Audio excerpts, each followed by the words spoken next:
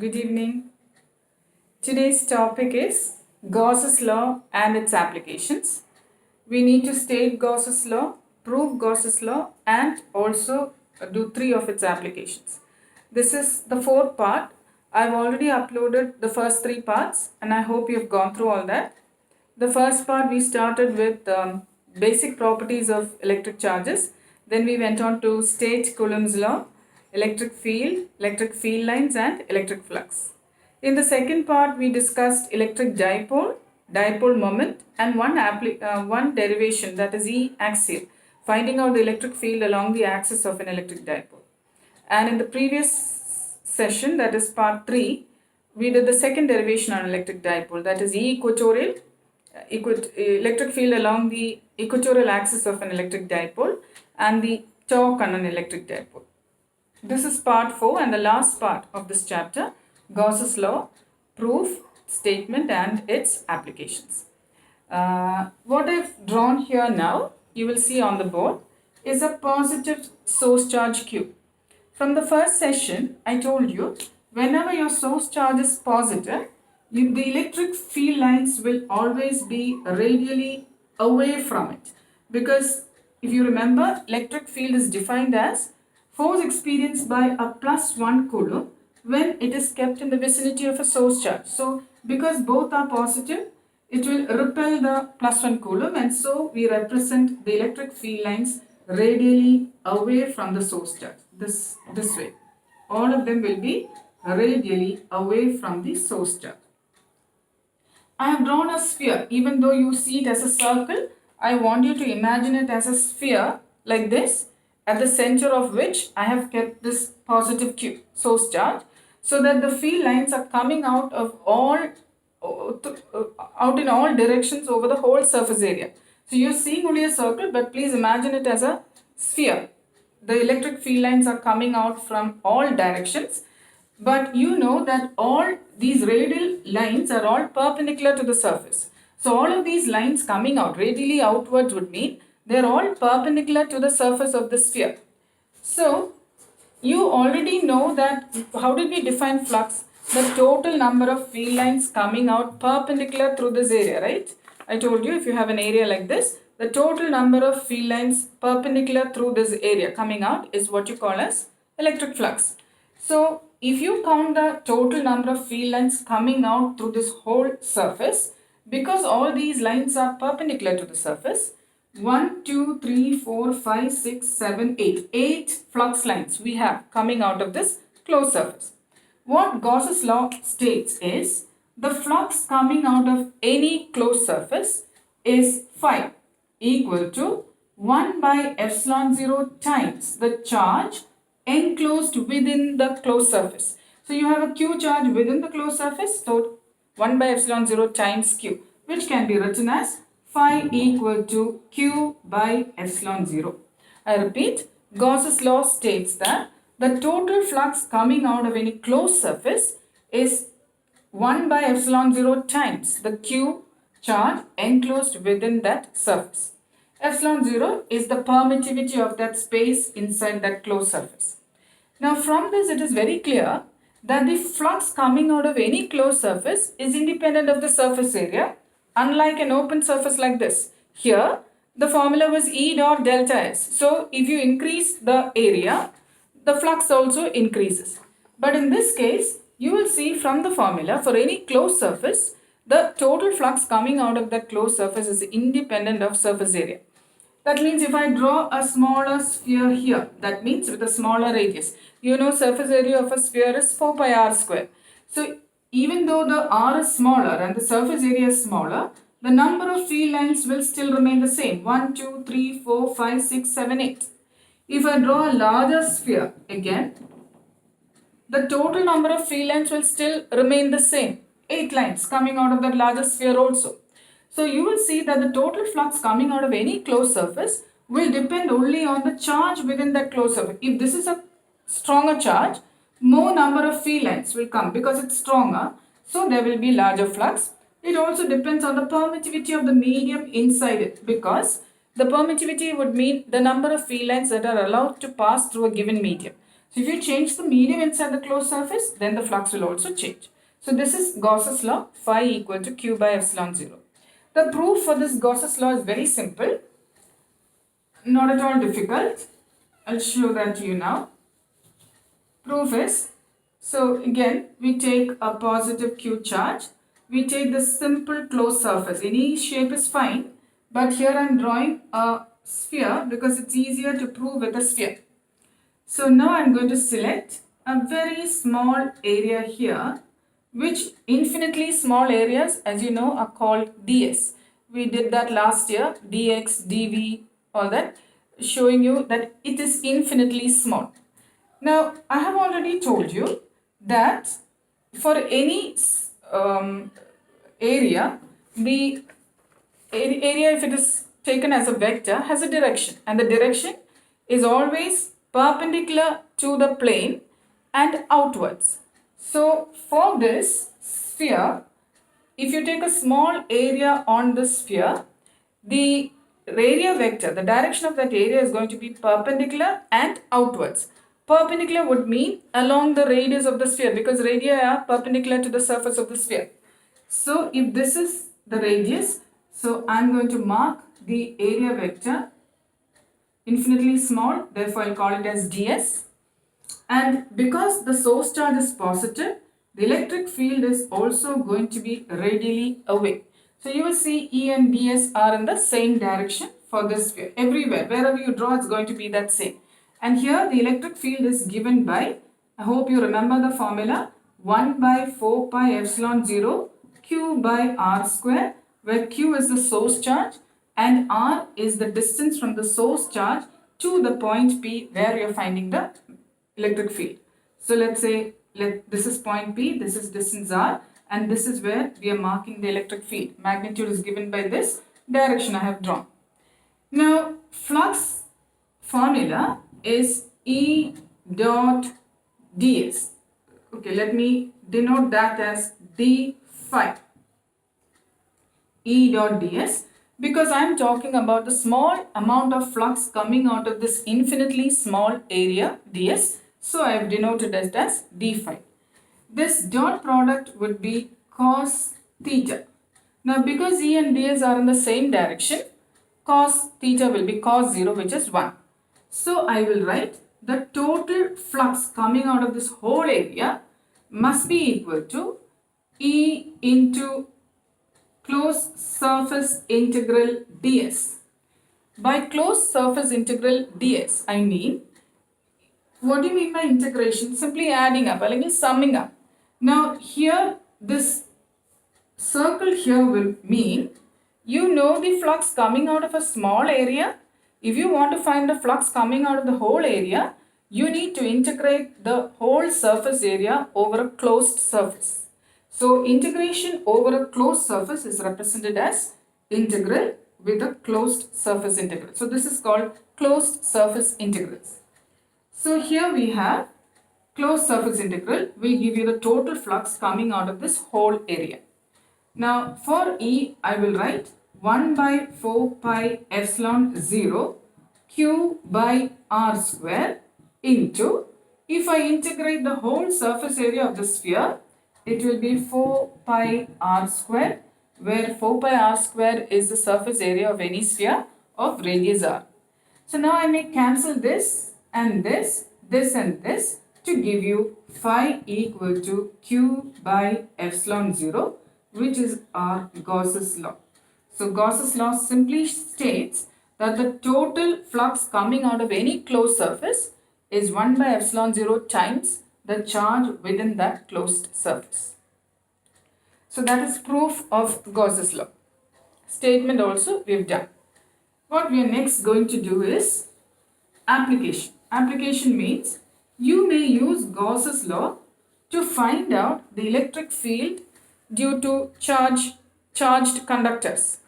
In our textbook, what we are dealing with is a charged conductor like this. Or let me take a charged conductor. Let's say this is an infinitely long charged conductor. This is just a pen. You need to imagine that this is an infinitely long charged conductor of length L carrying some charge Q. So I'm going to draw that charged conductor, which is positively charged. It could also be negatively charged. So this is positively charged. The whole length is L. The total charge on that conductor is Q. So if I write Q by L, then it is called the linear charge density. That means the charge per unit length or for 1 meter length of wire, what is a charge? That is what you call as linear charge density, denoted by lambda, linear charge density, whose SI unit is coulomb per meter. Because charge is coulomb and length is meter, called the linear charge density, charge per unit length. So, in order to apply Gauss's law, we need to have a Gaussian surface. There are criterion for selecting Gaussian surfaces. You may take any closed surface which encloses this charged conductor. So the shape of the conductor, some certain criteria are, suppose you want to find out the electric field at a distance, let's say at a point P, which is at a distance R from this conductor, your Gaussian surface must pass through that point P. That is one criteria. Second, it is easier if you select a Gaussian sphere where the electric field is a constant. That is, you may select a surface where the electric field is a constant because of this charged conductor. Then, if you select Gaussian spheres in which you can have closed line integrals E ds cos 0, it makes the derivation simpler because cos 0 is 1. On the other hand, you can also select surfaces which have cos 90, meaning E and ds making an angle 90 because cos 90 is 0. So these are certain criteria that you will follow when you select a Gaussian surface. Now here, the best Gaussian surface that you can think of is a cylinder, an imaginary cylinder. That is, suppose you have a cylinder like this and this is your charged conductor. You can imagine a cylinder around the charged conductor like this. So your charged conductor is surrounded by an imaginary cylinder. That imaginary cylinder is going to be our Gaussian surface. We need Gaussian surface to apply Gauss's law. So my Gaussian surface must pass through that point P. So here I am drawing a Gaussian cylinder. This is the base of that cylinder and this is the top flat surface of that cylinder. Here. Okay. Now if this is your Gaussian surface, the top part is flat. So I've told you area vectors are always perpendicular to the surface. So your area vector here will be perpendicular and outwards to the top part. Here it will be perpendicular and outwards for the down part. For the curved surface, perpendicular will be in all directions, perpendicular and outwards like this. So that's what I'm going to draw first. So you have on the top part, you have your area vector perpendicular to the flat surface on top. Here the area vector is perpendicular to the bottom part, which I told you, like this and like this. And here on the curved surfaces, you will have it perpendicular and outwards. So the delta S here is going to be like this. Now also, we have this as a positive charged conductor. Because your conductor is positively charged, you know that the electric fields will always be radially away. Because electric fields are force experienced by unit positive charges. So if I keep a unit positive charge anywhere, it's going to be repelled by this positive conductor. So I will draw an electric field also radially away. Here also the electric field is like this. Here the electric field is also like this. Here if you draw, all the electric fields will be away from it. Now if you want to find out the total flux coming out of the Gaussian surface, this is your Gaussian surface. Flux can come out from here on the top. Flux can come out from the bottom part. It can also come out from the curved surface. So the total flux coming out of the Gaussian surface, which I will write as flux coming out of the Gaussian surface, is equal to the flux through the curved surface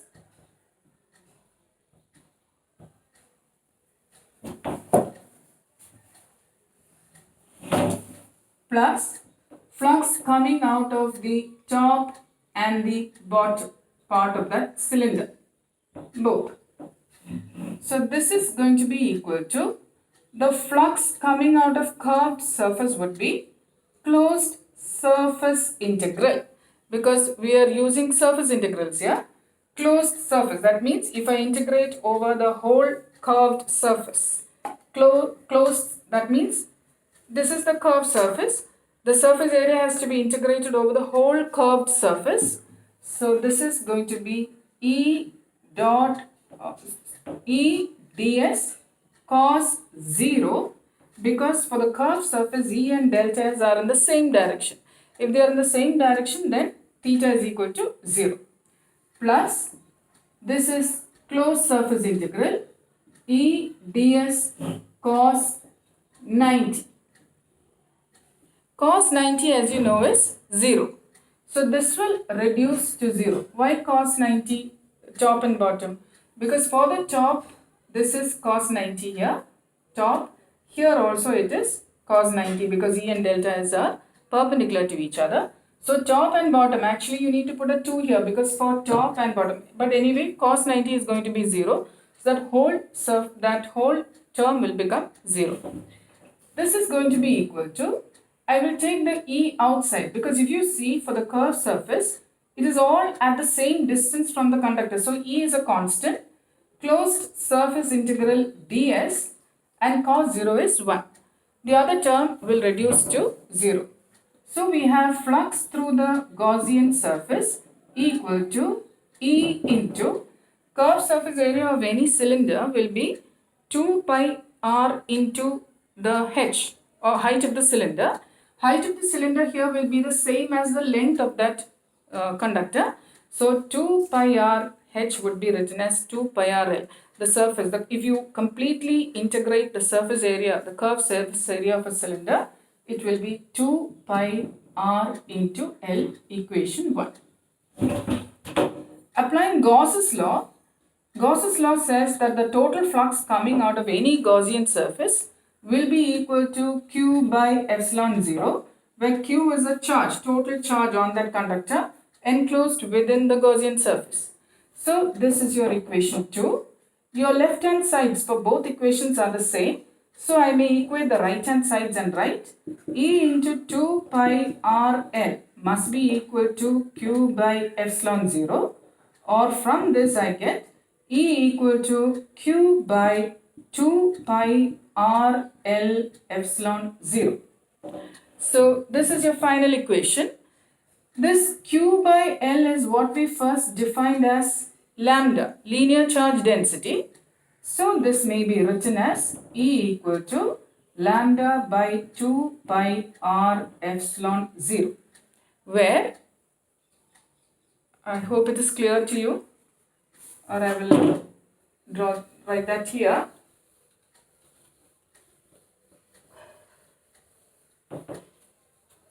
We have E equal to lambda by 2 pi r epsilon 0, where I have replaced this Q by L with lambda, linear charge density. So this is a vector quantity whose magnitude is given by lambda by 2 pi r epsilon 0, and we need to put an n cap here showing the direction. So if your conductor is positively charged and you're talking about the electric field at a distance r from here, your electric field is away from the conductor, perpendicular to the length of the conductor. So n vector is a unit vector, meaning its magnitude is 1, but its direction is perpendicular to the length of the conductor. The magnitude of that electric field is given by this much quantity, lambda by 2 pi r epsilon 0. Lambda is a linear charge density, that is charge per unit length. R is the distance of that point where you're finding the electric field from the charged conductor. And n cap is simply a unit vector whose magnitude is 1 and direction is perpendicular to that conductor. Is that clear? Then the graph, to represent it using a graph, represent the graph of electric field, variation of electric field with distance from conductor. It will be just an inverse proportion graph. because electric field is inversely proportional to. So as you go further away from the conductor, your electric field is going on decreasing. We will now go on to the second application. Your second application, I hope this is very clear to you. Your second application is finding out the electric field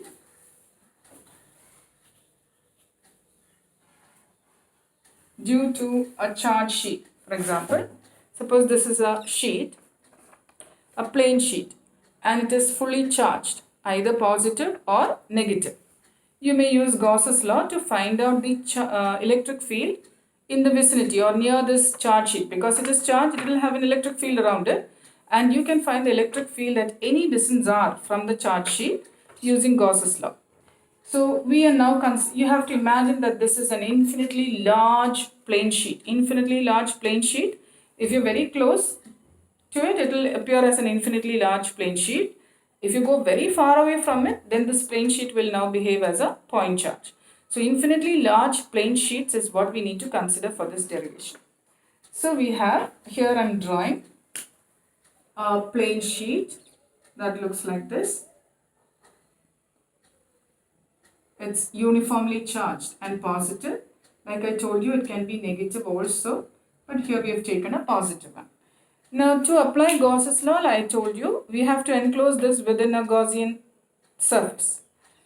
We may select a cylinder again, like this. Here you can keep your charge sheet like this, and your cylinder passing through this charge sheet. I'll draw it and show you. Let me draw a small cylinder here.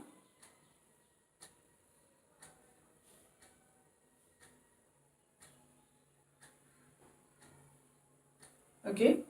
Now actually this cylinder, the Gaussian sphere should always, the Gaussian surface must always enclose the charged conductor. For my ease of drawing, we have taken a small cylinder. You can actually draw a larger cylinder, big cylinder, enclosing this full sheet. That's also okay. But because this is easier for me to draw, I have taken a small cylinder. So what we'll do is, when we integrate the area of this cylinder, flat surface, we will integrate to this whole area A of that sheet. So you just need to, actual drawing would have been a large cylinder completely enclosing this sheet. That would have been ideal. But for us to easily draw it, you may also draw it like this. Now here I am defining one more factor, sigma equal to Q by A, where this Q is the total charge on that plane sheet and A is the total area of that plane sheet. So that Q by A now will be the surface charge density. That means charge per unit area of that. Suppose you have 100 coulombs and the area is 10 meters square. 100 by 10 will be 10. So 10 will be the sigma. 10 coulomb per meter square. Coulomb being the SI unit for charge and meter square being the SI unit for area. So 100 charges, 100 coulomb on 10 meter square. 100 by 10 would be 10 coulomb per meter square is the surface charge density sigma. So sigma is defined as, previous one we did was lambda, linear charge density. Here we have sigma, that is surface charge density. So let us now draw the area vector directions. Here if you have a cylinder like this, you would know that the area here would be, this is a flat surface. So your area will be perpendicular and outwards. Here also there is a flat surface. So your area would be perpendicular and outwards. All over the curved surface, your area will be perpendicular to the surface. So that's what I am going to draw here. Area vector for this flat surface will be like this. For this flat surface here. And everywhere on the curved surface, it is going to be, here if it is, I am drawing it here, it will be perpendicular to the curved surface. Because this is positively charged, electric fields are all away, it is all away from this positively charged conductor. So here also this electric field is away from the conductor. Here also it is away from the charged plane sheet. So these are the directions of electric fields that I've drawn, always away from the positively charged sheet. And area vector always perpendicular to the area. Flat surfaces like this. Flat surfaces like this, and curved surfaces everywhere will be perpendicular. So here again, we need to find out we're going to apply Gauss's law. So in Gauss's law, the total flux coming out of the Gaussian surface, our Gaussian surface is this small cylinder that we have drawn there, should be the flux coming out of the curved surface plus the 2 times the flux coming out of the flat surface.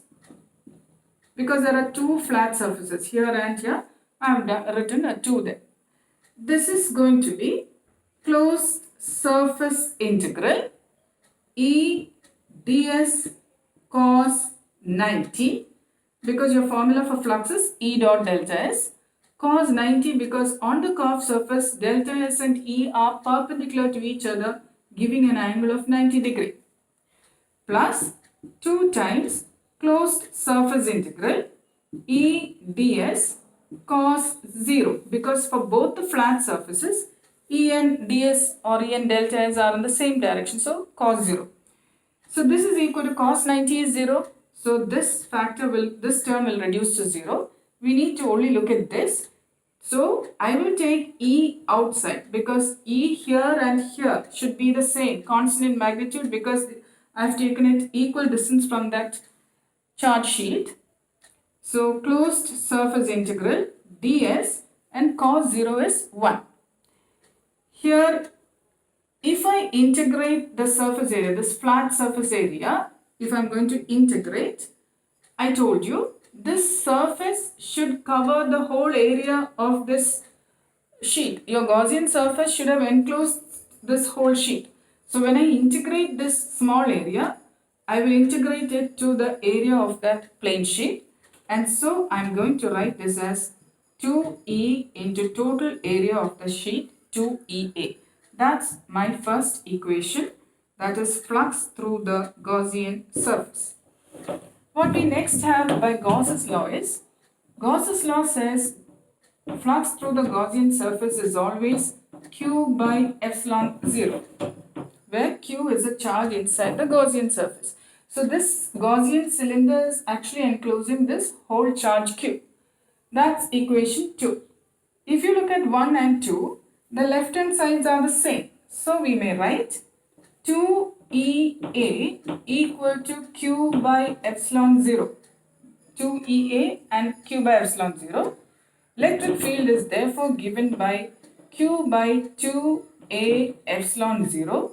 This Q by A we already said was surface charge density. So we may write it as sigma by 2 epsilon 0 n cap, because electric field is a vector. It must have a magnitude given by sigma by 2 epsilon 0, sigma being the surface charge density, and n cap showing you that it is a unit vector, giving you just the direction. Magnitude is always 1. Direction is always perpendicular to that sheet. You will see that your electric field is perpendicular to the sheet. So that n cap is only to give you the direction, not the magnitude. So now if you're asked to, I hope this is clear to you. Now if you're asked to draw the variation of electric field of this plane sheet, you will see that it is independent of R. It does not depend on R. It only depends on the surface charge density. Larger the surface charge density, greater the electric field. Also the permittivity of the medium around it. So we may draw your graph for electric field versus the distance from the sheet, plane sheet, will be independent. Electric field is independent of R. That means you may be extremely close to the sheet or slightly further away. As you increase R from the sheet, the electric field remains a constant. It doesn't apply to very large distances, because if you go very far away from this plane sheet, it will stop being an infinitely large plane sheet. It will become a point charge. Now the last application, that's what we're going to do, the third application of Gauss's law.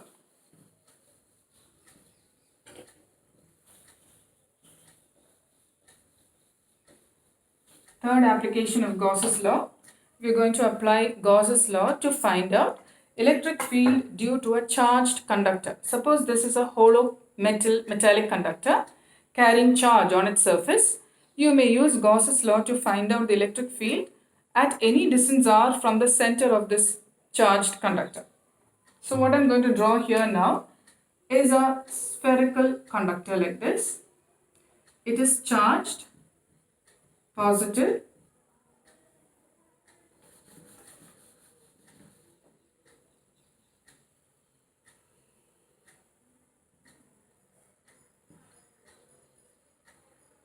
Okay, it is charged positive.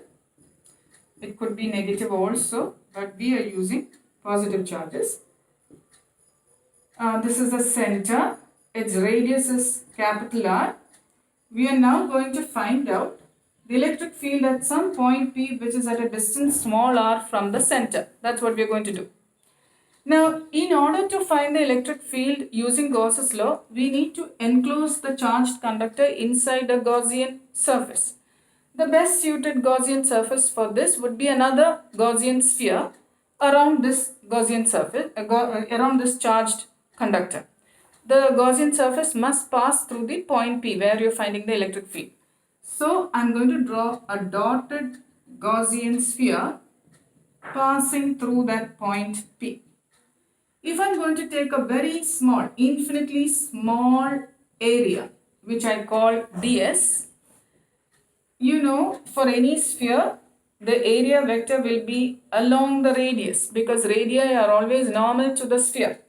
So, along the radius, I will draw the direction of ds along the radius because ds is an area vector and it has to be perpendicular to the surface area.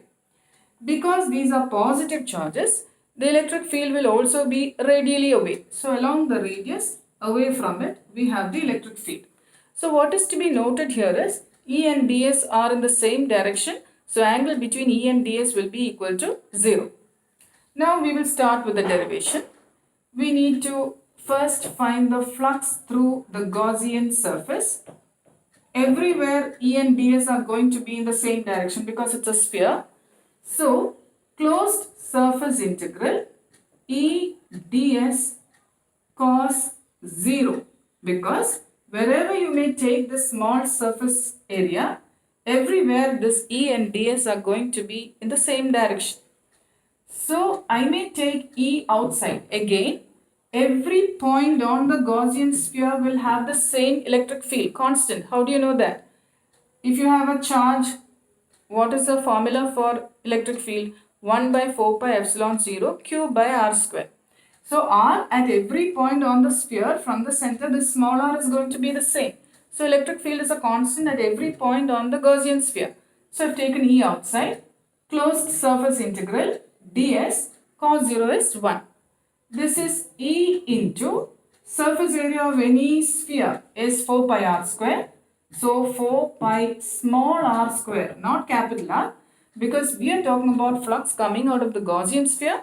So, what we need to write here is a surface area of the Gaussian sphere. The Gaussian sphere radius is smaller. So, that's our equation 1. And by Gauss's law, flux coming out of the Gaussian sphere is q by epsilon 0, which is our equation 2. Since the left hand sides of 1 and 2 are the same, we are equating the right hand sides. E 4 pi r square equal to q by epsilon 0 or E is equal to 1 by 4 pi epsilon 0 q by r square.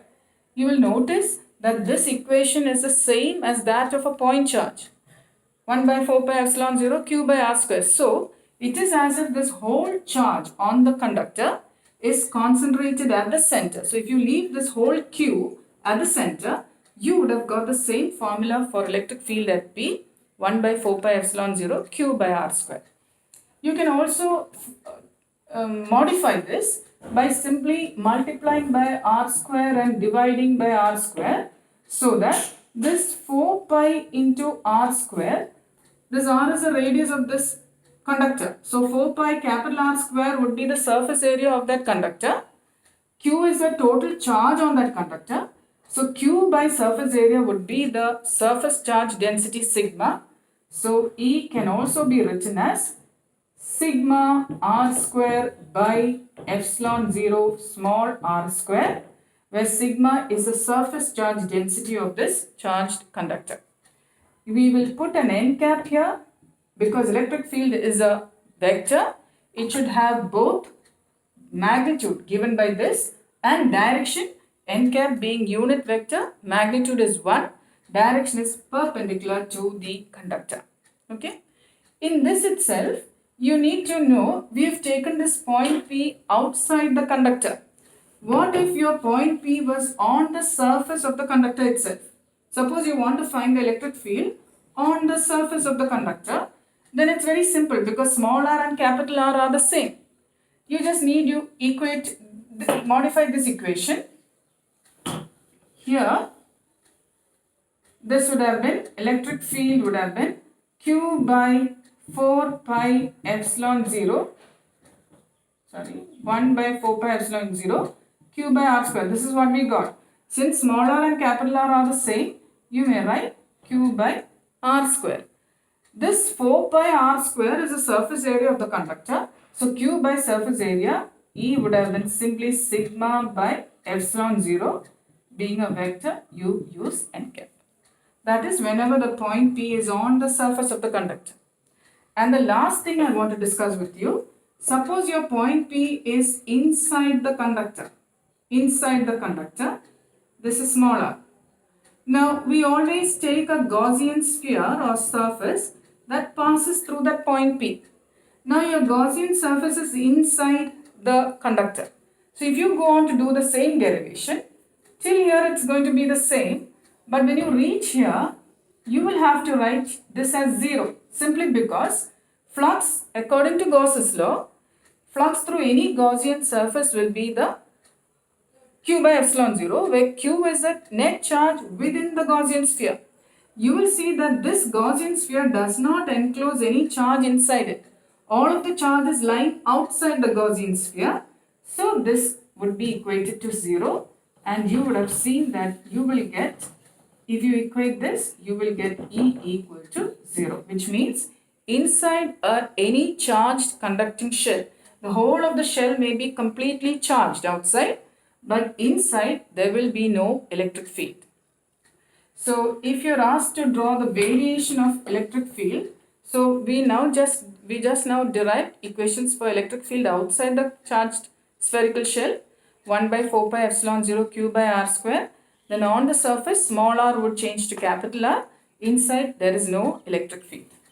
Now, if you're asked to show the variation of electric field, in this case, E versus R. I'm going to mark capital R here. That means center is O. Then up to the circumference, R would have become capital R. Then after R, then I'm just increasing the distance of the point from the surface of the conductor. So, if I put a line here, from 0 to capital R would be from the center to the circumference of the sphere, which means there is no electric field. So, there is no electric field here.